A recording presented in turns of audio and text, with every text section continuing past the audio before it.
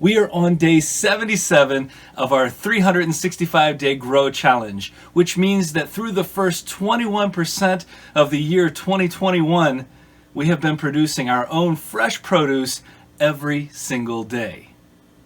Guten Yardening, everybody! One of our primary goals as gardeners here at Guten Yardening is to make sure that we can produce enough fresh produce all year long to provide for our entire family. And there are some definite challenges, but even better benefits that come into this process. Now that we're almost 3 full months into 2021, we want to take a moment to reflect on some of those challenges and benefits of what we've been doing as a part of this Grow 365 challenge. If you are new to our channel, we'd like to welcome you here for the first time, and if you're returning, we'd like to welcome you back. One of the things we've talked about in our earlier videos is that we are fortunate enough to have about 140 square feet of growing space indoors. And what that means for us is that we probably have a bigger space than many, but it still doesn't negate the fact that we have to be as cognizant as possible. We have to be as aware as possible of the space we have, since we're trying to produce enough food for our entire family. And that means we're trying to maximize how we're using this space. That means that we're taking advantage of shelving so that we can have some vertical gardening happening. So we're not just using one level of space in our growing areas. We're also then experimenting with different types of containers, different shapes and sizes. So again, we can use all of this to its full potential. If we truly want to feed our family the entire year long, then we have to take advantage of as much of this space as possible. And that leads us to our second challenge, which is making sure we take advantage of timing. This raised bed is a great example of how important it is to take advantage of timing, because what we see in here are some pieces that have been, like this kale, in here for several months, and they are growing and they are thriving right now. And these potatoes that have been in here for 3+ months, but some of our Paris Island Cost lettuce and our baby bok choy has been replaced by some of this summer squash. And I'll come back to this in just a little bit. But what we're looking at is making sure that we know how long each of our vegetables is going to take to produce, to grow well, so we can harvest them and be ready to then move on to the next vegetable, so that we're not lacking in our cycle. Getting the timing right means that when one set of vegetables is ready to come out, the next is ready to go in, and then you're not going to be without for any period of time. One of the other challenges we faced in this process is making sure that we get the lighting just right.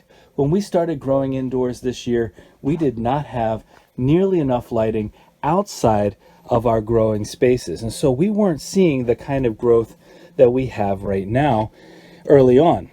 We needed more light so that plants like our Chicago hardy fig and our persimmon, which we did a time lapse on, and look at it now.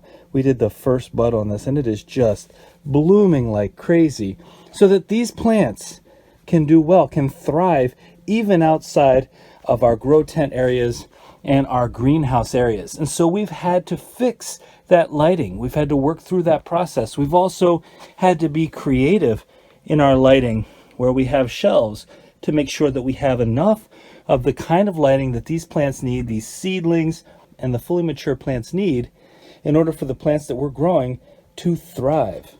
But as we've added lighting where necessary, adjusted and learned about the different types of lights that we might need in here, and we've experimented around, we have found our plants are healthy and they're continuing to grow well. One of the other challenges we've run into when it comes to indoor gardening is that we're growing in containers of all shapes and sizes, and containers inherently dry out faster. It's just like our grow bags. They'll dry out faster than if we were in the ground. And so we have to make sure we're maintaining that consistent watering.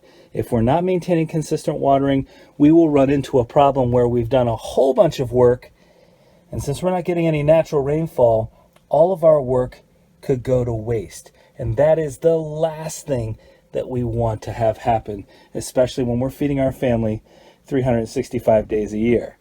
I think the biggest issue we had this year, though, so far in those first 77 days, were the aphids that came to town and almost destroyed our entire garden. We had to work quickly and we had to really work hard. Well, not us. Our ladybugs had to really work hard to prevent those aphids from coming in and destroying everything we had worked for so far. And now, because of the work those ladybugs have done, we still have all of our vegetables. And now, look at this. We have our flower here of one of our peppers. So we have some peppers coming in, and we have so much more that we were able to save, because even though we don't have any natural predators for pests, there are natural, organic ways to get around those challenges. But the reality is that all of those challenges just fade. They disappear when you see all of the lush vegetables that we're getting out of here throughout the winter. And now, if you look down here, there's two really exciting things happening. This is a green griller zucchini. And right here, if you look closely, I'll see if I can zoom in.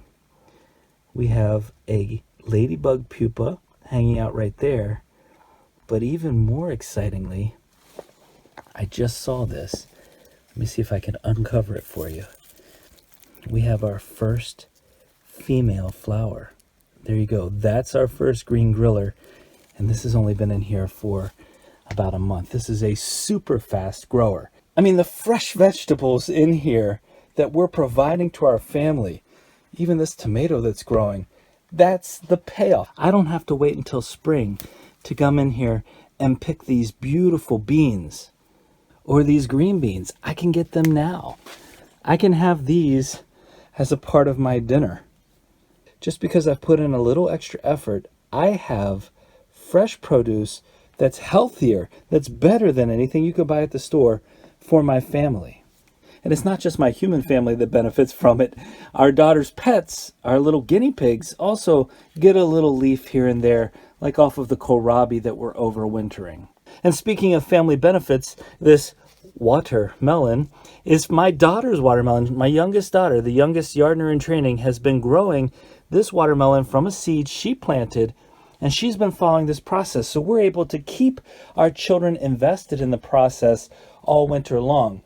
And really, this process is just as good for us, just as rewarding for us as it could be for our children or anyone else. You know what those long winter months are like when you can't really do much else. You can't get outside. You're stuck inside, especially this year in particular.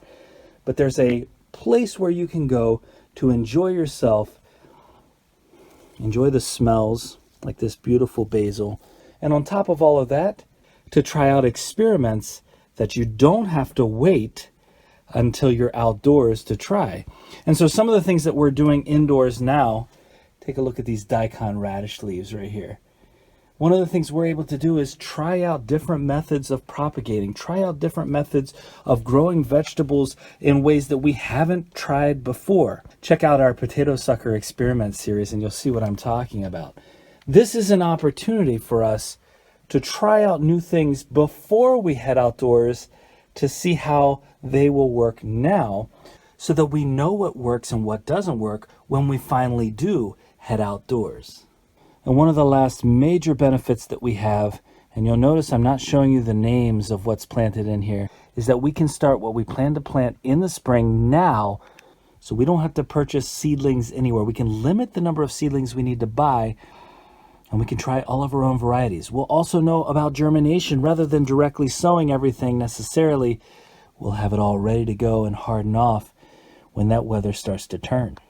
Now, we call this the Grow 365 Challenge because it will take us 365 days to determine if we were able to accomplish our goal of feeding our family for that entire time from the fresh produce that we have been growing indoors and outdoors. And as we head outdoors and as we start to get ready to transplant and to move ourselves to that bigger outdoor space, we can successfully say at this point that we've made it through 21% of the year, the hardest part of the year really in many ways, because we've had all that cold weather.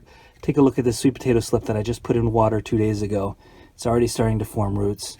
We've already made it through 21% of the year, and we are confident that if we keep up the hard work, we are going to reap the benefits all year, And our family is going to enjoy all of this fresh organic produce. There really is nothing so exciting to me as being able to come in here and harvest our own fresh produce, and to say that we're doing it through our own hard work 365 days a year.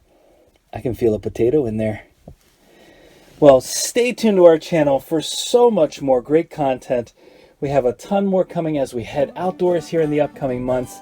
And we hope you enjoyed this video today. If you did, don't forget to give us a like, leave us a comment, remember to share and subscribe, and most importantly, remember, when you're with us, you are good to grow.